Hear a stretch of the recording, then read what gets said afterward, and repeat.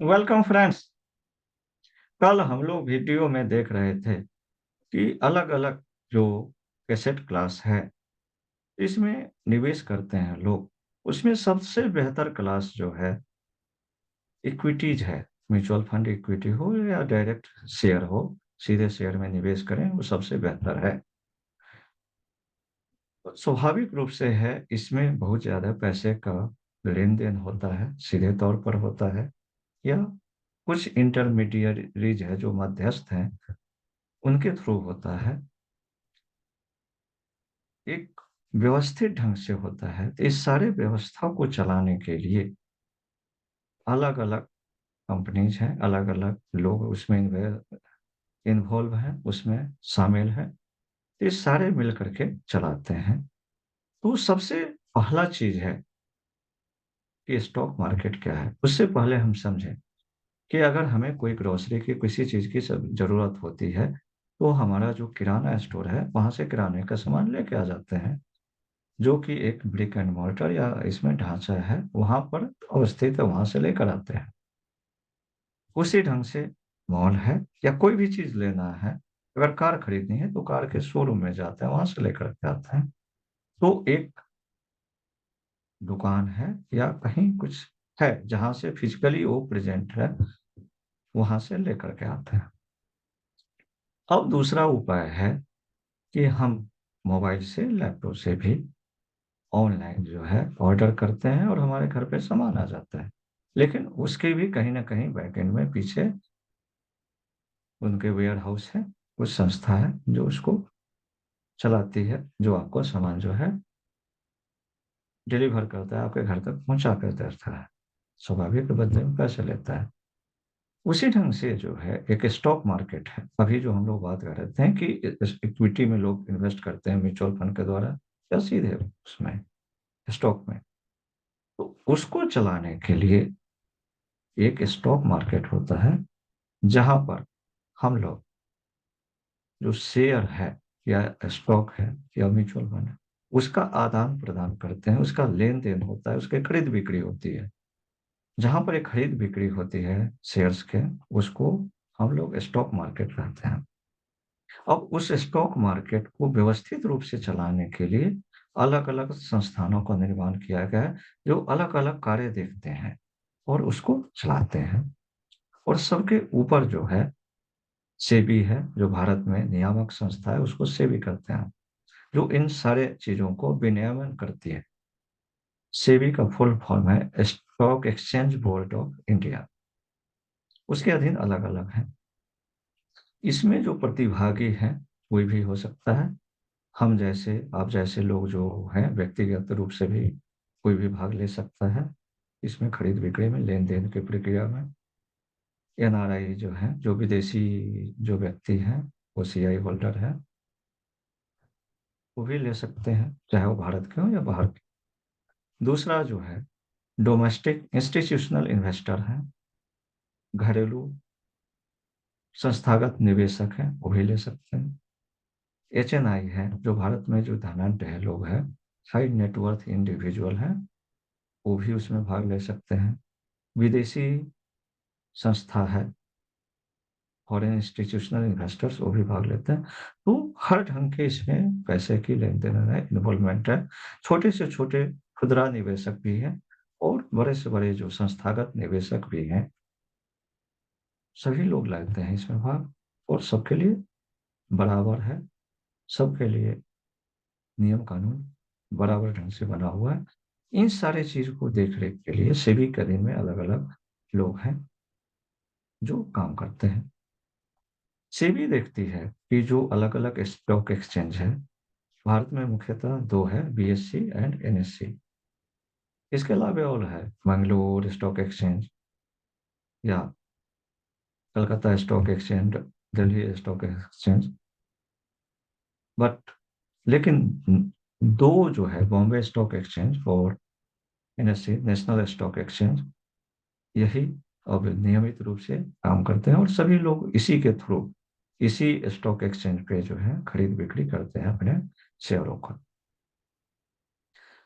इन सब के विनियमन के लिए अलग अलग बहुत सारे संस्थाएं हैं, जिसको हम लोग एक एक करके देखते हैं कि इनका क्या काम है, कैसे इन चीज़ों को विनियमित किया जाता है, नियमित किया जाता है। सारे जितने भी ट्रांजैक्शंस है, लेन देन है, जो खरीद बिक्री की प्रतिक्रिया प्रक्रिया है, आप जो शेयर आज के डेट में लेते हैं, पहले सर्टिफिकेट एक कागज के पेपर में मिलता था, वो बंद हो चुका है 1996 के बाद से। मटेरियल फॉर्म में नहीं है, डीमटेरियलाइज कर दिया गया है, वो इलेक्ट्रॉनिक फॉर्म में मिलता है। आपका जो लैपटॉप है या मोबाइल है, तो वहां पर आप देख सकते हैं कि जिस भी ब्रोकर के थ्रू आपने लिया हुआ है। स्टॉक मार्केट में एक इंडिविजुअल सीधे तौर पे भाग नहीं ले सकता। उसके लिए अलग अलग जो दलाल है, उसको जो स्टॉक एक्सचेंज में रजिस्टर्ड है, जो अपना पंजीकरण करवाया हुआ है, उनके थ्रू भाग ले सकते हैं। तो इन सभी चीजों को, जितने भी ये जो प्रतिभागी है, उन सबको देखने के लिए जो सेबी बना है, उसके नीचे जो अलग अलग संस्थाएं हैं, उन सबको देखें कि उनके सबका क्या क्या कार्य है और कैसे काम करता है। तो भारत में नियामक, उनकी इकाई जो है, सबसे पहला है क्रेडिट रेटिंग एजेंसी।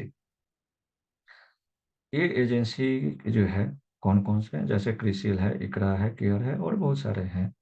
तो ये मुख्य रूप से कंपनियां हैं।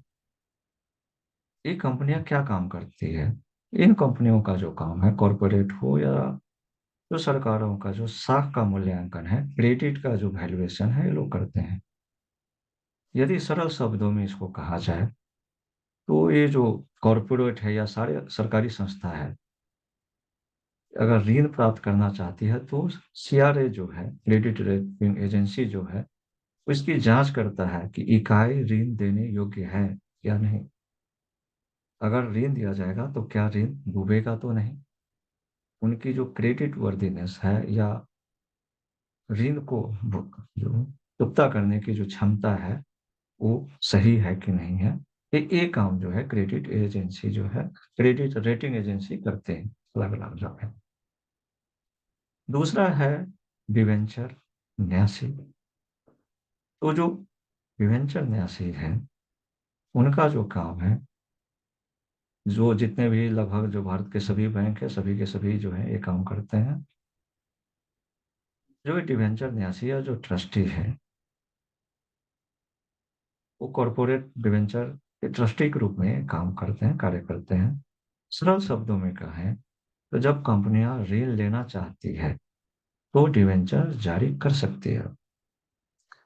कंपनियों का लोन लेने का या कर्ज लेने का या ऋण लेने का अलग अलग तरीके हो सकते हैं। डायरेक्ट वो बैंक के पास जाकर के उनसे ले सकते हैं, या एनबीएफसी है, नॉन बैंकिंग फाइनेंशियल कंपनी है, वहां से भी ले सकते हैं। कुछ कंपनियां जो है पब्लिक से भी डायरेक्ट लेती है, उसके बदले में वो डिवेंचर जारी करती है या ऋण पत्र जो है जारी कर सकती है, जिसके विरुद्ध वे ब्याज का भुगतान करने का वादा करती है। जो मैच्योरिटी पीरियड है, जब ये मैच्योर हो जाता है या उसकी अवधि जो है पूरा होती है, तो उस अवधि के बाद जो है, जो भी डिवेंचर को जनता द्वारा जो सब्सक्राइब किया गया है, उनको वो पैसा वापस करती है।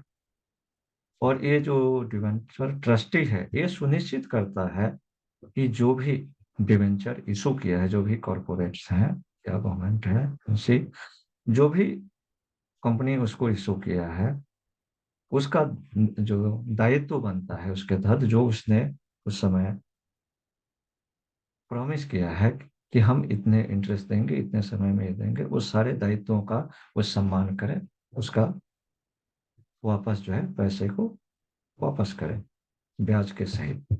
ये डिवेंचर ट्रस्टीज का काम है। अब अगला है डिपॉजिटरीज। भारत में मुख्य रूप से दो हैं, एनएसडीएल एंड सीडीएसएल। एनएसडीएल जो है एनएससी के लिए काम करता है डिपॉजिटरी के रूप में, और सीडीएसएल जो है बीएससी के लिए काम करता है। इन डिपॉजिटरीज का जो काम है, जो भी ग्राहकों हैं, जो कस्टमर हैं, हम जैसे सभी लोग ग्राहकों की प्रतिभूतियों की सुरक्षा, रिपोर्टिंग और निपटान का ये लोग काम करते हैं। प्रतिभूतियां मतलब जो सिक्योरिटीज है, उन सारे सिक्योरिटीज का जो है कस्टोडियन की तरह काम करता है। उनके पास डिपॉजिट में रखा रहता है। उनके जो भी रिपोर्टिंग है, उनका जो भी ट्रांजेक्शन है, सारे चीज का जो है ये देख रेख उनके डिपॉजिटरीज के अंतर्गत है, ये काम करते हैं। सरल शब्दों में क्या है, तो आपके द्वारा खरीदे गए शेयरों के लिए तिजोरी का कार्य करता है।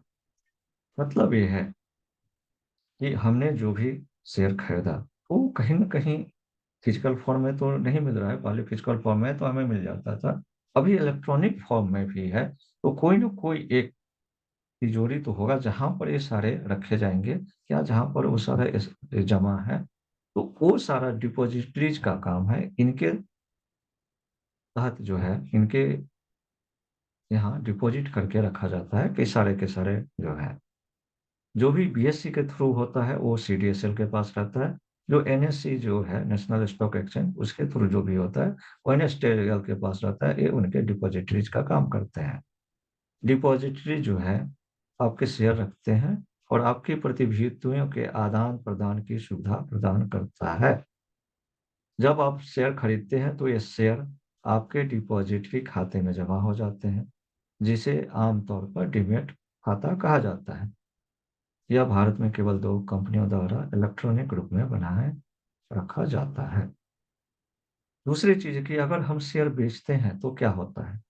तो जो हम शेयर बेचते हैं, जो डिपॉजिटरीज है, हमारे जो डीमैट अकाउंट है उसमें से उसको माइनस करके उसमें से उसको हटा देंगे, और जो खरीदते हैं उनके खाते में, उनके डीमैट अकाउंट में जो है डीमैट खाता है उसमें उसको जमा कर देंगे। तो ये सारा जो है काम डिपॉजिटरीज का होता है, कि वो इंश्योर करता है, वो तय करता है कि हमने खरीदा तो हमारे अकाउंट में आ जाए, जब हमने बेचा तो जो खरीदार है उसके अकाउंट में चला जाए, और पैसे जो है वहां से यहाँ जाए और यहाँ से वहां जाए, जैसा भी है। अगला है डिपॉजिटरी पार्टिसिपेंट्स या नि- निक्षेपागार सहभागी। इसमें जो भी है, अधिकांश बैंक है, कुछ स्टॉक ब्रोकर है, ये सब के सब जो है डिपॉजिटरी पार्टिसिपेंट्स का काम कर सकते हैं, करते हैं। दो डिपॉजिटरी के एजेंट के रूप में ये मुख्य रूप से काम करते हैं, जो दोनों डिपॉजिटरीज हैं, एनएसडीएल है और सीडीएसएल है, उसके काम करते हैं। आप एनएसडीएल या सीडीएसएल के साथ सीधे बातचीत नहीं कर सकते हैं। अपना डीमैट खाता खोलने और बनाए रखने के लिए आपको किसी भी डीपी से संपर्क करना होगा। जो भी मैं पहले भी बोला हूँ कि जो भी हम लोग ट्रांजेक्शन करते हैं, तो एक इंडिविजुअल के साथ जो है नहीं कर सकते हैं, सारे लोगों के साथ। इसलिए बीच में एक इंटरमीडियरीज या मध्यस्थ को रखा गया है, जो बैंक है या स्टॉक ब्रोकर है, वो मध्यस्थ का काम करते हैं, और उनके थ्रू जो है सीडीएसएल या एनएसटीएल के साथ जो है हमारा जो खाता है, वो उनके थ्रू जो है हम खाता को रखते हैं, बनाए रखते हैं, और जो भी आदान प्रदान होता है उस ब्रोकर के थ्रू होता है। ब्रोकर ही हमारे बिहाफ में जो भी हमने खरीदा या बेचा, वो सारे ट्रांजेक्शन जो है डिपॉजिटरीज को देता है, लेता है। एक इंडिविजुअल के लिए ये संभव नहीं है कि सारा काम कर सके, तो बीच में जो ब्रोकर है वो सारे चीज जो है वो करता है, हमारे बदले में ब्रोकर करता है। निश्चित रूप से वो भी अपना कमीशन इसके बदले लेता है, तो सारे चीज का वो करता है। जो भी हमने ट्रांजैक्शन किए उसके सारे उनके पास भी, जो ब्रोकर है उनके पास सारे डिटेल होते हैं, रखता है। अब है विदेशी संस्थागत निवेशक, फॉरेन इंस्टीट्यूशनल इन्वेस्टर्स। इसमें कौन कौन है, विदेशी कॉरपोरेट फंड और व्यक्ति हो सकते हैं। उनका जो है मुख्य जो काम है भारत में निवेश करना है। ये भारत में निवेश करने के इच्छुक विदेशी संस्थाएं हैं। ये आमतौर पर बड़ी मात्रा में धन का लेन देन करते हैं, और इसलिए बाजार में उनकी गतिविधि का बाजार की भावना के संदर्भ में प्रभाव प्राप्त पड़ता है। अभी जो है देखा गया है कि पहले की अपेक्षा थोड़ा सा प्रभाव कम हुआ है। पहले जो विदेशी संस्थागत निवेशक थे काफी मात्रा में पैसे के इसमें आदान प्रदान करते, अभी भी कर रहे हैं, लेकिन पहले हमारा जो घरेलू जो है खुदरा निवेशक की संख्या कम थी, दूसरी चीज जो डोमेस्टिक इंस्टीट्यूशनल इन्वेस्टर हैं, डीआईआई, या घरेलू जो संस्थागत निवेशक हैं, उनकी भी क्षमता कम थी। लेकिन अभी बहुत सारे लोग जो हैं सीधे जो स्टॉक में नहीं निवेश करना चाहते, वो म्यूचुअल फंड के द्वारा जाते हैं। तो वो सब जो है, एक अलग अलग म्यूचुअल फंड्स हैं, वो सारे के सारे डीआईआई हैं, उनके पास अब अच्छे खासे पैसे आ रहे हैं। और जो कि उनको एक स्ट्रेंथ है, एक जो है बल प्रदान किया है, जो कि जो विदेशी संस्थागत निवेशक हैं उनका जो है प्रभावित करने की जो क्षमता है उसको कम किया है। ये सब चीजें हम ठीक है बाद में देखेंगे, सारी चीज विस्तार में है। अभी तत्काल ये समझ रहे हैं कि कैसे कैसे कौन कौन से नियामक है, कैसे काम करता है, तो इस चीज को हम लोग देख रहे हैं, देखते हैं। अगला है मर्चेंट बैंकर्स। और इसके जो कंपनी के उदाहरण है, कार्बी है, एक्सिस बैंक है, इडलविस कैपिटल है, बहुत सारे हैं। इनका जो प्राथमिक काम है, कंपनियों को प्राथमिक बाजारों में पैसा जुटाने में मदद करते हैं। प्राथमिक बाजार, या ये कहें कि आईपीओ जब आता है, तो जो भी मर्चेंट बैंकर्स हैं, वो सारे के सारे जो डीलिंग है, वो सारे के सारे चीज जो है मर्चेंट बैंकर देखता है। और उस उन्हीं का काम है, मर्चेंट बैंकर्स का, कि किसी कंपनी के शुरू से लेकर मतलब अंत तक, जब तक आईपीओ लिस्टिंग नहीं हो जाते हैं, सारे के सारे जो भी उसके अंतर्गत जो भी कार्य हैं, सारे वही करते हैं। चाहे बुक बिल्डिंग प्रोसेस हो, उससे पहले के जितने हो, जो मार्केटिंग हो, जितने एडवर्टाइजिंग हो, सारे के सारे जो चीज है, विज्ञापन देना, सारे चीज, हर चीज जो है मर्चेंट बैंकर देखता है। ये उनका काम है। और ये सब जो कार्बी है, चाहे एक्सिस बैंक है, ये सब यही काम करते हैं। इनका जो, यदि कोई कंपनी आईपीओ लाकर पैसा जुटाने की योजना बना रही है, तो मर्चेंट बैंकर वे हैं जो आईपीओ प्रक्रिया में कंपनियों के मदद करते हैं। शुरू से लेकर अंत तक सारी जो भी प्रक्रिया है, सारे के सारे ये लोग जो है काम करके इस प्रक्रिया में मदद करते हैं किसी भी कंपनी को। अब अगला आ गया एसेट मैनेजमेंट कंपनियां। इसके उदाहरण हैं H D F C, AMC, Reliance Capital. अब इसका नाम बदल करके निप्पॉन इंडिया हो गया। एसबीआई कैपिटल है। अलग अलग म्यूचुअल फंड योजनाओं की पेशकश करना जो है, अलग अलग जो भी है योजना, जो स्कीम जो म्यूचुअल फंड के होते हैं, ये सब देखते हैं। एक एएमसी जनता से पैसा एकत्र करता है, उस पैसे को एक खाते में रखता है, और फिर उस पैसे को बाजार में निवेश करने के उद्देश्य से निवेश करता है, और इस तरह अपने निवेशकों के लिए धन पैदा करता है। मुख्य तौर पर अगर कहें, तो जो भी घरेलू खुदरा निवेशक है, वो जो सीधे बाजार में नहीं जाना चाहता स्टॉक में, वो म्यूचुअल फंड के थ्रू निवेशित करता है। तो म्यूचुअल फंड कंपनी जो है वो क्या करते हैं कि सारे पैसे को अलग अलग स्कीम के थ्रू पैसे जनता से लेती है, खुदरा जो निवेशक है लेते हैं, उसको एक जगह इकट्ठा करता है, और फिर वो शेयर में अलग अलग जो उनका मैंडेट है उसके हिसाब से वो निवेशित करते हैं। और उस निवेश से जो प्राप्त होता है, लाभ प्राप्त होता है, वो वापस जो है, जब खुदरा जो व्यापारी वापस, खुदरा जो निवेशक है जब लेना चाहते हैं, तो उनको वापस जो है देता है। वो भी अलग अलग ढंग के स्कीम होते हैं, वो सब का डिटेल में हम लोग बाद में बात करेंगे। अब है प्रबंधक पोर्टफोलियो प्रबंधन प्रणाली, पीएमएस। इसके उदाहरण में है रेली गेयर वेल्थ मैनेजमेंट, पराग पारिक पीएमएस। यहाँ पर भी भारत में बहुत ज्यादा है, करीब करीब 80 84 जो है पीएमएस है, पोर्टफोलियो मैनेजमेंट कंपनीज हैं, अलग अलग जो है वो सब चलाते हैं, स्कीम उनके आते हैं।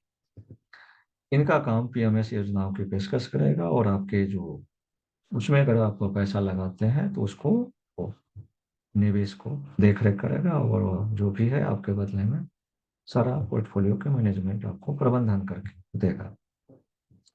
पीएमएस को छोड़कर वे एक म्यूचुअल फंड की तरह काम करते हैं। आपको कम से कम रुपए का निवेश करना होगा, 25 लाख, हालांकि म्यूचुअल फंड में ऐसी कोई कैप नहीं है।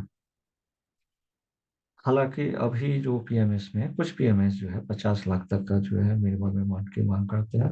अगर उतना आपके पास पैसा है तब आप उनको दें, और आपका वो पैसे को प्रबंधन करके वो देंगे, और उसमें आपको पैसे जो है वृद्धि करके देंगे। स्टॉक ब्रोकर्स और सब ब्रोकर्स, जेरोधा, शेर खान, आईसीआईसीआई डायरेक्ट, इसके अलावा बहुत सारा लगभग लगभग सारे बैंक्स के अपने जो हैं, मोतीलाल ओसवाल है,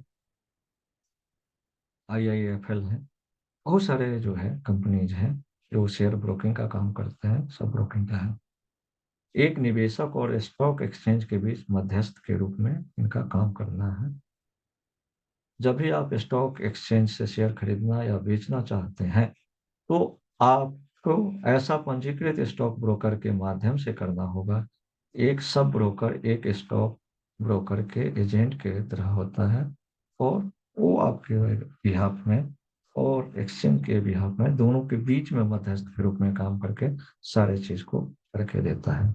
तो ये सब के सब अलग अलग जो भारत में रेगुलेटर है, विनियामक है, और ये सब जो है ओवरऑल जो पैसे का प्रबंधन है, स्टॉक का प्रबंधन है, सारे चीज ये सब अलग अलग मिलकर के करते हैं। सबका अपना अपना अलग अलग कार्य क्षेत्र है। आगे हम अगले दिन एक अलग टॉपिक को लेंगे और फिर उसके ऊपर डिस्कस करेंगे। अगर इन सभी बातचीतों में अगर आपको कुछ वैल्यू, कुछ लगता है, आपको अगर पसंद आता है, तो कृपया करके इस चैनल को सब्सक्राइब करें और लाइक बटन को हिट करें। अपने जो आपके दोस्त हैं, मित्र हैं, उन सभी को भी इसको शेयर करें, जिससे कि वो लोग भी इसका लाभ उठा सकें। धन्यवाद।